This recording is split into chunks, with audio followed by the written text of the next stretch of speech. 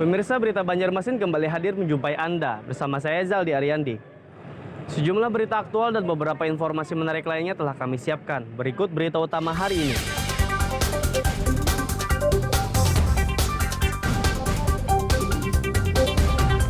Dua tersangka pembunuhan di Banjarmasin ditangkap.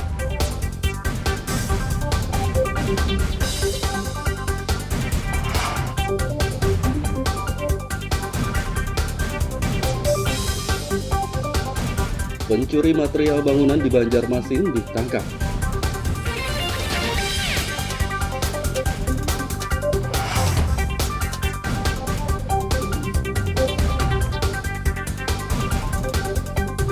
Pembangunan jembatan apung di Banjarmasin masih dikerjakan. PUPR terancam diproses hukum.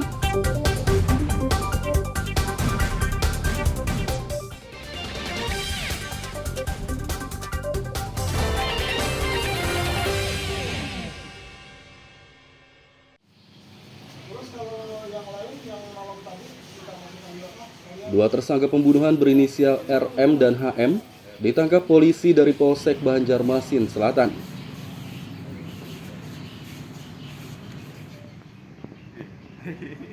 Kedua pemuda ini mengeroyok seterunya berinisial MF hingga tewas. Pengeroyokan terjadi 30 Juli lalu di Kompleks Wengga, kawasan Tembus Mantuil, Banjarmasin Selatan. Kapolsek Kompol Idit Aditya mengatakan, pemicu perkelahian karena korban menantang tersangka berkelahi. Menurutnya kedua tersangka dan korban sama-sama mabuk minuman keras. Sekaligus ditantang di situ. Akhirnya korban membuka baju, nah, kemudian mereka berdua berkelahi. Korban menggunakan sebilah kayu jemuran ya. Setelah itu baru korban lepas baju, kayu jemuran itu dibuang, dia ditantang berkelahi. Pada saat berkelahi dengan pelaku atas nama Ramadan ini, kemudian si Ramadan ini mencabut sebilah pisau, kemudian ditusukkan di pelipis sebelah kiri, sehingga korban terjatuh. Setelah terjatuh, korban lalu teman tersangka ini membantu memukuli korban pada saat sudah jatuh. Kemudian mereka tinggalkan yang bersangkutan di TKP. Kedua tersangka akan dikenai pasal 170 KUHP tentang pengeroyokan dengan ancaman 12 tahun penjara. Dari Banjarmasin, Lutfi Darlan dan Hafiz Arrahman melaporkan.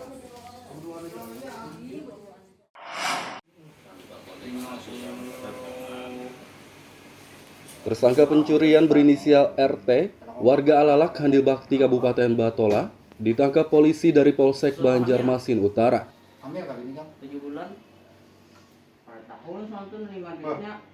Pemuda berusia 26 tahun ini mencuri sejumlah material bangunan dan alat pertukangan dari lokasi pembangunan rumah di kawasan Cemara Ujung 27 Juni lalu. Kanit Reskrim Ibda Sudirno mengatakan, tersangka mencuri saat pekerja pembangunan rumah sedang libur. Menurutnya, tersangka mencuri untuk biaya berobat istrinya yang sedang sakit. Untuk tersangka berinisial RFT telah kita amankan. Berikut barang bukti berupa sarana dengan menggunakan sepeda motor jenis Mio. Untuk barang bukti besi, pengakuan tersangka dia jual ke daerah Handil Bakti. Namun sudah kita lakukan pencarian, yang bersangkutan tidak ingat di mana dan sudah kita cari, tidak ada lagi. Modusnya seperti apa tadi? Modusnya dia alasan karena kepepet untuk biaya istrinya berobat, sehingga melihat ada barang berada di luar rumah hingga dia ambil langsung dijualnya. 5 sudah berakit kan? Ini sudah berakit. Tersangka akan dikenai pasal 362 KUHP tentang pencurian dengan ancaman 5 tahun penjara. Dari Banjarmasin, Lutfi Darlan dan Fahrulani melaporkan.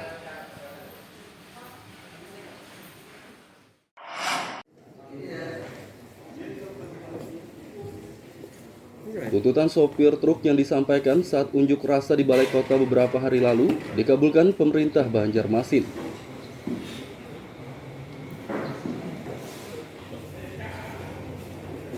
pemerintah mengundang perwakilan sopir truk dari sejumlah organisasi Rabu lalu untuk membahas tuntutan tersebut. Dari hasil pertemuan ini, pemerintah membuka kembali jalur pengisian solar di SPBU. Selain itu, kuota solar juga ditambah 6.000 liter per hari. Jadi 4 ini mereka sudah sepakat pengaturannya. Jadi nggak ada istilah jalur khusus, nggak ada. Yang jalur itu memang jalur yang sudah dilalui mereka. Nah, itu yang perlu dikuati stoknya. Sudah kuotanya. Dari 4 itu berapa? Yang pertama, yang jelas salah satu penambahan yang konkret di SPBU 15 ditambah 6.000 liter per hari untuk bisa menopang armada dari Astindo. AKS juga akan segera ditambah. Berapa ya, AKS sudah berjanji tadi akan segera dalam waktu dekat, ya kurang dari sebulan lah. Bahkan beberapa hari ke depan sudah akan ada penambahan. Berapanya? Nah, dalam jumlahnya memang Pak Heru kan yang AKS Ini belum tahu lah. Belum tahu, tapi sudah memastikan dengan rapat ini dia akan berupaya untuk segera menambah. Hasilnya tetap aja kemarin kan memang dari pihak ada orang yang organisasi di demo DPRD yang akhirnya jalur khusus dicabut kan sudah ditiadakan. Jadi anggap surat edaran yang timbul karena menurut kami, versi kami itu paksaan, itu kan ditiadakan. Bener, Pemkot sudah bener. Akhirnya kita tetap jalankan kan. Ya, sampai sekarang kita juga nggak ada masalah. Karena jalur khusus bagi 2 jalur tadi tetap kita jalankan juga. Nah, sebenarnya kepentingan yang sebelah atau bukan dari Astindo api Badan Astindo tadi, kalau kita nggak ada masalah. Sebelumnya, truk hanya mendapat 13.000 liter solar per hari. Kini kuota solar menjadi 19.000 liter per hari. Dari Banjarmasin, Lutfi Darman dan Hafiz Arhaman melaporkan.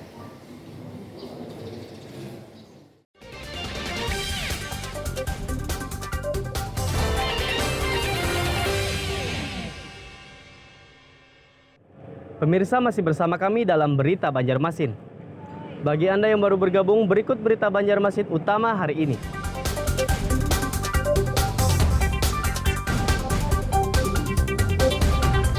Dua tersangka pembunuhan di Banjarmasin ditangkap.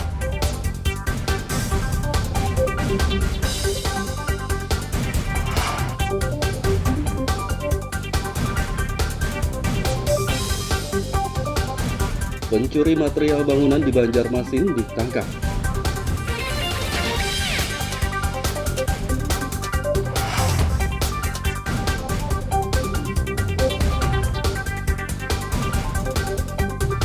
Pembangunan jembatan apung di Banjarmasin masih dikerjakan.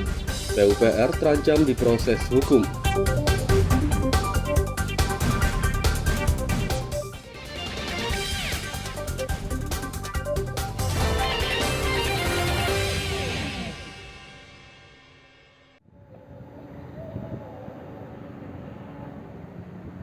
Pembangunan jembatan apung di Sungai Martapura, Banjarmasin dipersoalkan oleh Dewan Perwakilan Rakyat Daerah DPRD setempat.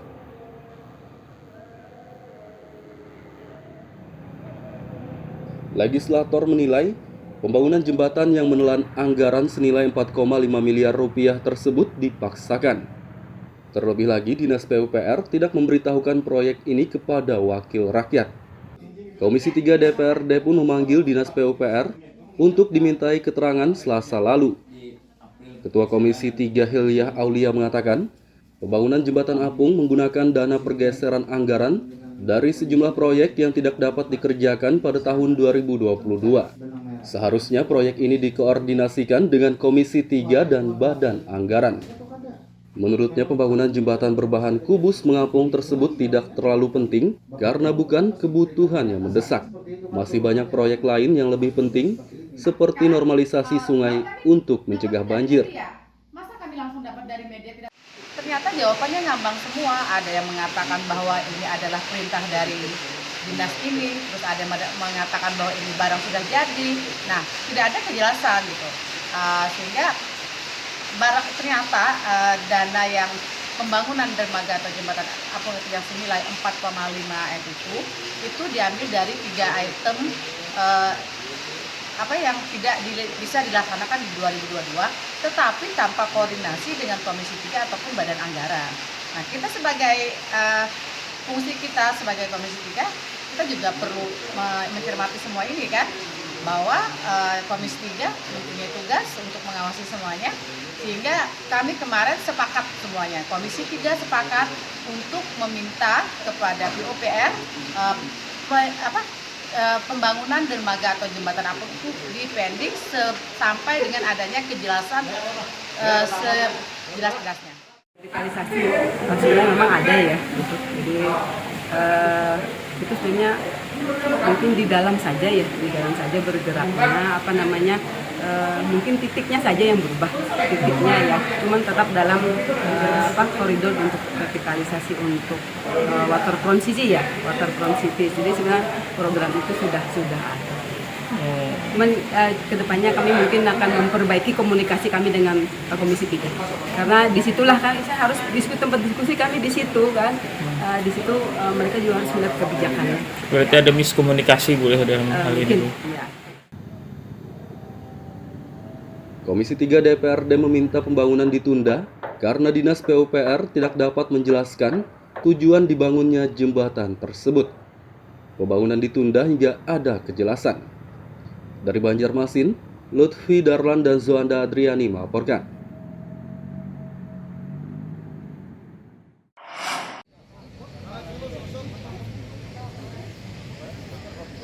Pembangunan jembatan apung di Sungai Martapura Banjarmasin masih dikerjakan, padahal DPRD telah meminta pembangunan tersebut ditunda.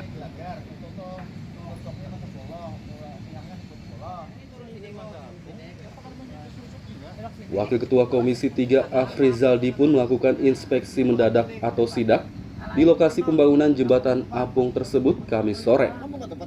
Afrizaldi menyayangkan PUPR mengabaikan permintaan pihaknya. Saat dipanggil ke gedung DPRD Selasa lalu, Dinas PUPR diminta menunda pembangunan jembatan berbahan kubus mengapung ini. Afrizal mengatakan pihaknya akan memanggil lagi Dinas PUPR dan pihak terkait lainnya. Menurutnya jika ada pelanggaran dalam proyek ini, pihaknya tidak segan-segan melaporkan Dinas PUPR agar diproses hukum.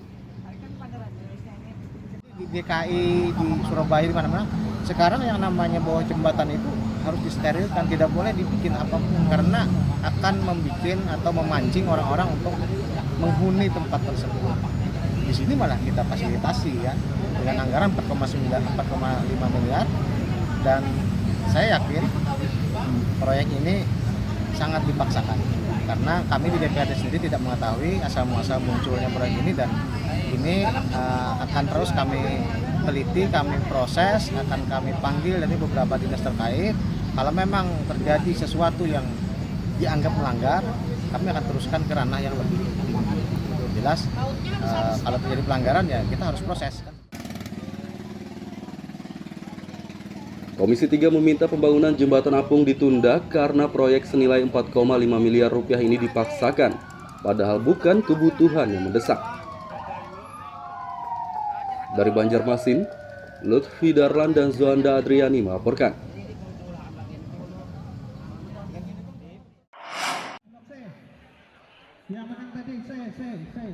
Ratusan narapidana napi di Lembaga Pemasyarakatan Lapas Kelas 2A Banjarmasin mengikuti lomba olahraga tradisional Kamis pagi. Ada berbagai lomba olahraga tradisional yang digelar, yakni tarik tambang, catur, balap karung, balap kelereng, dan makan kerupuk. Kalapas Herliadi mengatakan, lomba ini digelar untuk memperingati Hari Dharma Karya Dika atau HDKD ke-77. Ia berharap lomba ini dapat meningkatkan keakraban antar napi dan petugas lapas.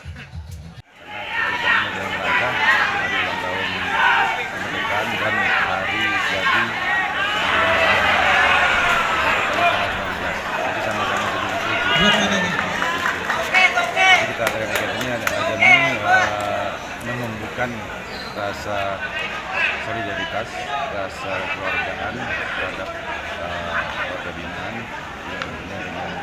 Persiapan blok sama. Ada berapa lomba Pak yang dilaksanakan? Nah kebetulan pada kesempatan ini di tahun 2022 ini kita melaksanakan kegiatan perlombaan tradisionalnya dan 6 kegiatan. dengan cabang, yaitu antara lain ada tambang, kemudian permainan kelereng, makan kerupuk, gaple, sama catur, lagi alat karung. Herliadi menambahkan, napi yang memenangkan lomba akan diberi hadiah menarik. Dari Banjarmasin, Lutfi Darlan dan Hudael melaporkan.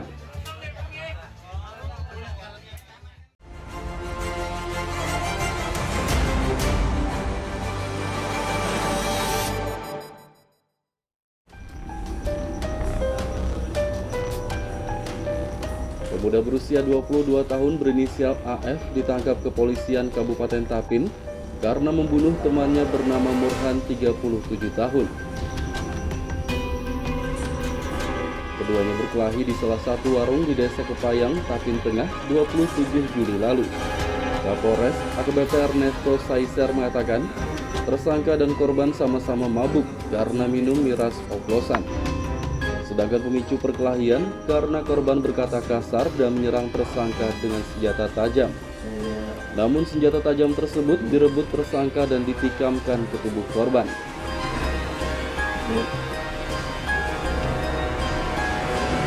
Tersangka dikenai pasal 338 KUHP dan pasal 351 ayat 3 dengan ancaman 15 tahun penjara.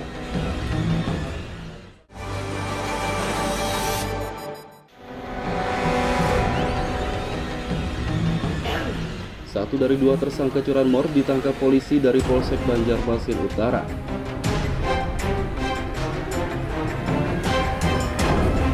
Tersangka yang ditangkap berinisial AR berusia 33 tahun. Sedangkan satu tersangka lainnya yang masih buron berinisial ADS 37 tahun.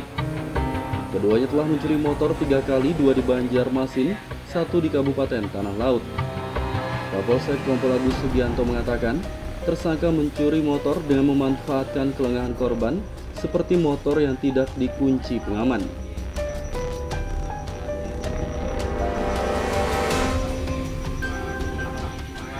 Tersangka akan dikenai pasal 362 KUHP tentang pencurian dengan ancaman 5 tahun penjara.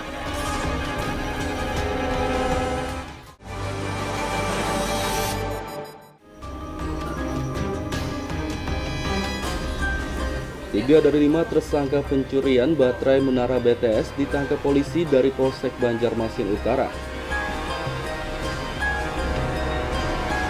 3 tersangka yang ditangkap berinisial RO, MW, dan HN.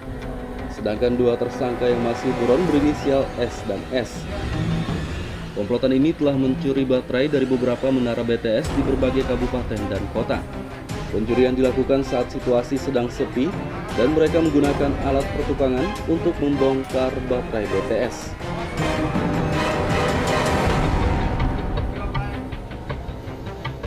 Ketiga tersangka akan dikenai pasal 363 Junto 53 KUHP tentang pencurian dengan ancaman 7 tahun penjara.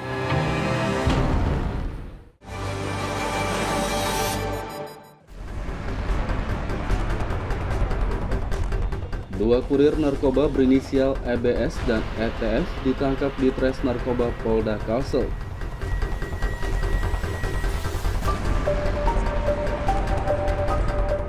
Keduanya ditangkap di perbatasan Kalsel dengan Kalteng pada 22 Juli lalu.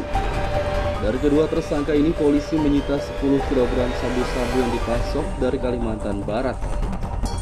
Dir Narkoba Kombes Pol Triwahyudi saat gelar perkara Selasa siang mengatakan, kedua kurir ini dikendalikan oleh napi berinisial D yang mendekam di salah satu lapas.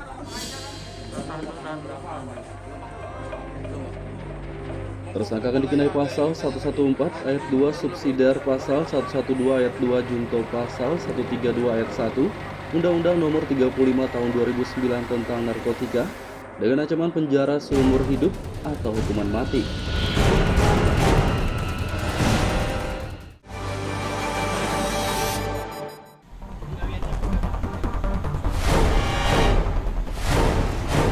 Selebgram berinisial FR warga Jalan Sultan Adam Banjarmasin Utara ditangkap polisi karena membawa ekstasi.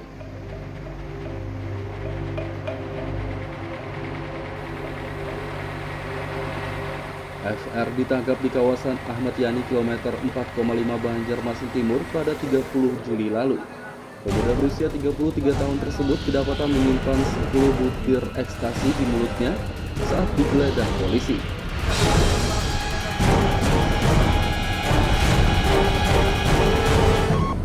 FR akan dikenai pasal 112 Undang-Undang Nomor 35 Tahun 2009 tentang narkotika dengan ancaman 6 tahun penjara.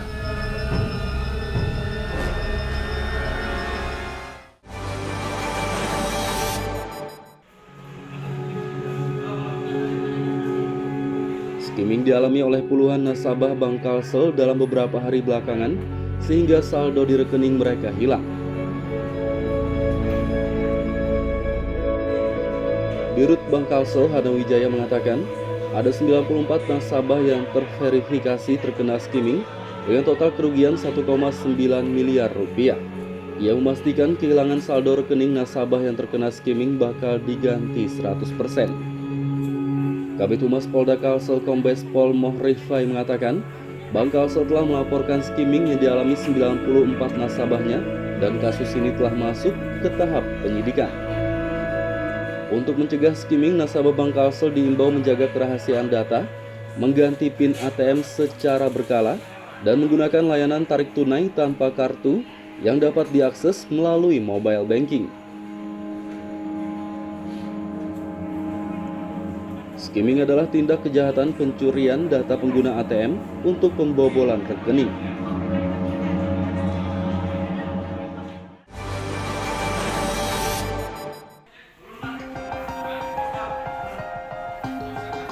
Vaksinasi COVID-19 dosis keempat atau booster kedua untuk tenaga kesehatan nakes mulai digelar di seluruh puskesmas di Banjarmasin.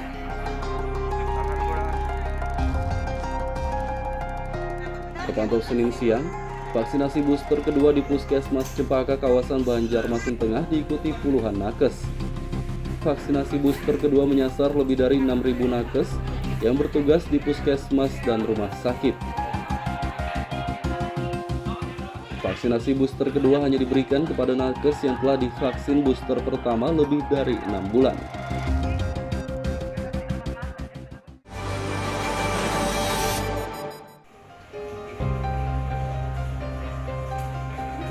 Kasus COVID-19 di kota Banjarmasin kembali meningkat dalam beberapa pekan terakhir.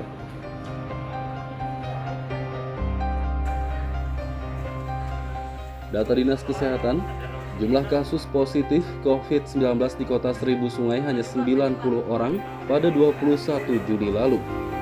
Sedangkan data per 1 Agustus 2022, jumlah kasus positif COVID-19 naik menjadi 315 orang. Dari 315 orang yang positif COVID-19 tersebut, 30 diantaranya dirawat di rumah sakit, 285 lainnya isolasi mandiri.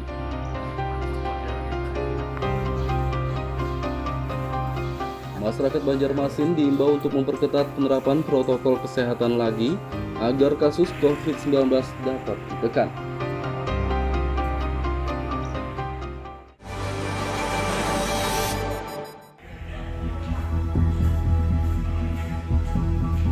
Kasus demam berdarah dengue atau DBD marak terjadi di Banjarmasin belakangan ini.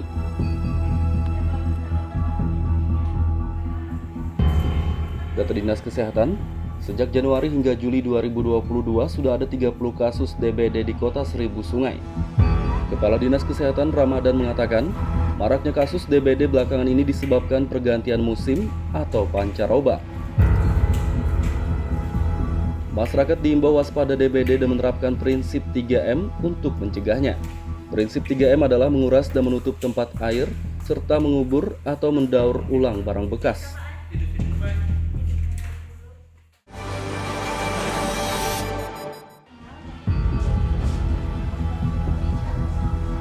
Tarif distribusi air bersih di Banjarmasin dipastikan tetap naik 10% pada September mendatang.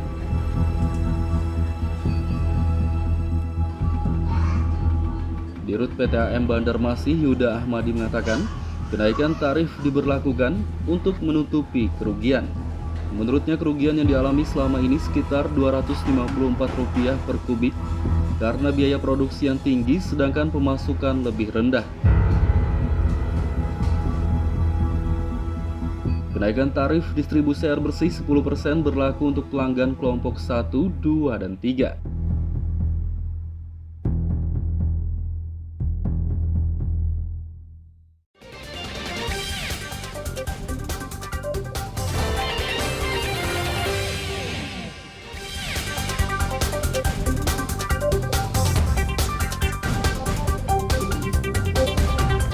Dua tersangka pembunuhan di Banjarmasin ditangkap.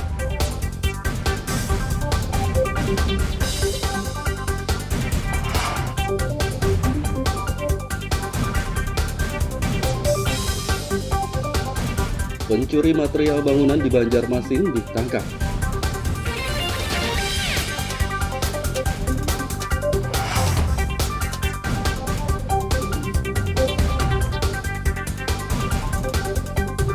Pembangunan jembatan apung di Banjarmasin masih dikerjakan.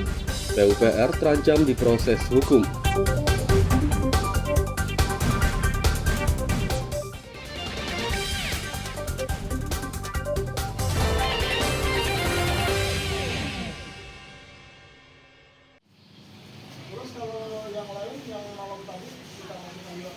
Dua tersangka pembunuhan berinisial RM dan HM ditangkap polisi dari Polsek Banjarmasin Selatan.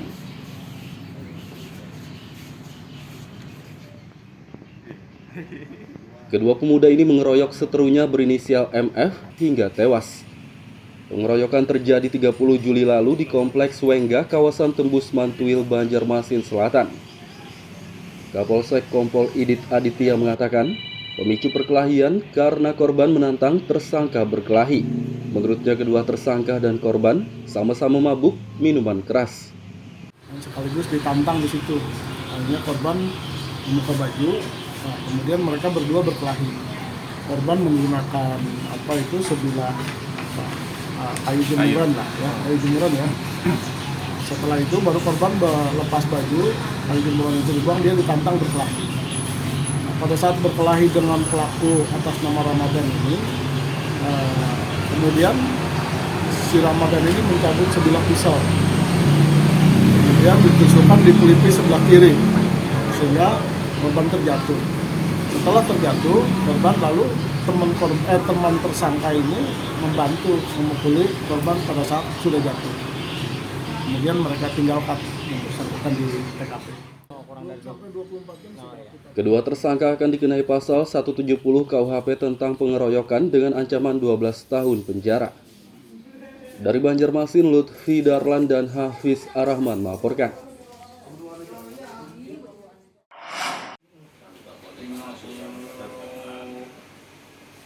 Tersangka pencurian berinisial RT, warga Alalak, Handil Bakti, Kabupaten Batola, ditangkap polisi dari Polsek Banjarmasin Utara.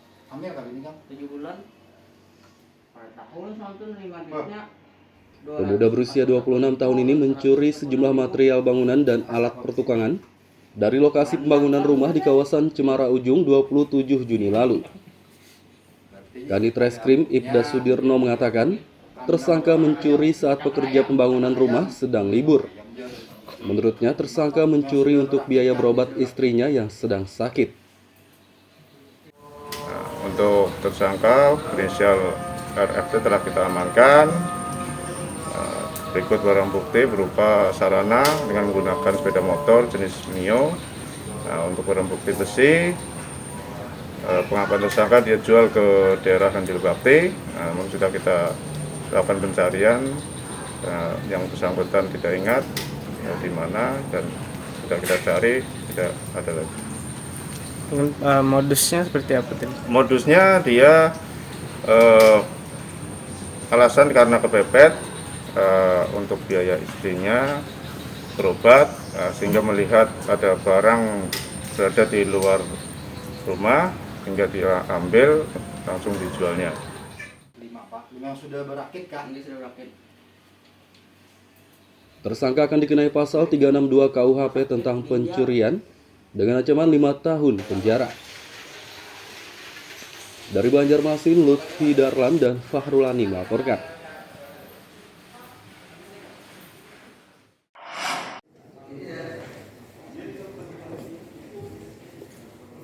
Tuntutan sopir truk yang disampaikan saat unjuk rasa di Balai Kota beberapa hari lalu dikabulkan pemerintah Banjarmasin.